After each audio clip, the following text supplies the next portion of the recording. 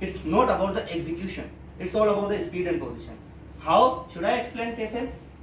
Listen. Manipulation हमने क्या करा कि हम manipulation में हम सोचते नहीं हैं. Position बनाई, दूं ना दूं ऐसा नहीं होता. Mobilization में होता है. Mobilization में आप grade 1, 2, 3 दे रहे हो, 1, 2, 3 दे रहे हो, because the position is specific. Not in case of manipulation. Manipulation में एक तो patient को mentally होता है. अभी कड़ाका निकलेगा. ऐसे ही है. तो जब तक निकले बंदे का दम ही ना निकल जाए ऐसे ही होता है. और and this all the placebo effect. और थेरेपिस्ट को अलग डर होता है, ना निकला तो इसने फीस नहीं देनी. तो दोनों डर में होते हैं और डर के मारे काम नहीं होता ठीक से. एडवांस ले लेना. ऐसे ही है सर. ऐसे ही होता है. फिर वो रिफंड के लिए अप्लाई करते हैं.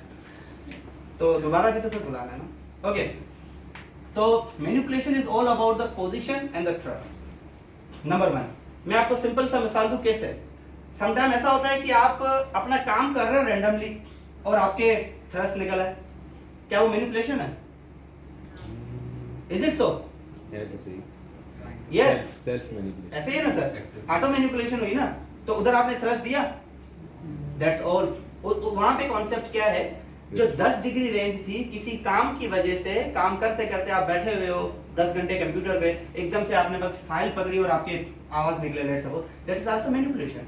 बट जब आप 5-6 घंटे बैठ गए ना, ड्यू टू मसल स्पाज्म या किसी भी वजूहात की वजह से वो रेंज रिस्ट्रिक्टेड हो गई और वो जैसे ही अवेलेबल रेंज से ऊपर गई, and then just you didn't give a thrust basically, you just made the joint out of the available range of motion and you got the popping sound. Okay, number 1, make sure this is not a manipulation.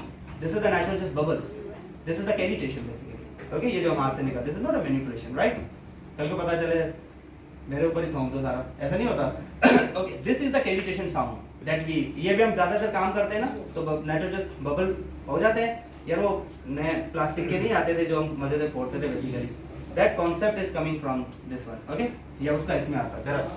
Now for the manipulation, upper और lower को differentiate नहीं करता, मैं general बता देता हूँ. जो most commonly चीज यूज होती है वो ये होती है कि पहले आप इसको साइड बेंड करो. ओके, साइड बेंड करके अपोजिट साइड पे एक्सटर्नली रोटेट करो and just give the thrust and just feel the slab.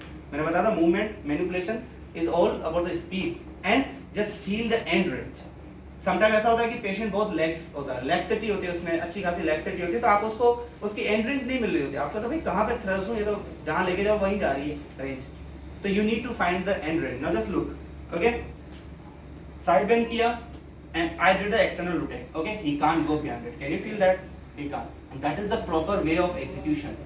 If you can't find the end range, end limit, you can't go, because manipulation is all beyond the range, beyond the available range, right? So what I am doing? Okay, now just look, just relax.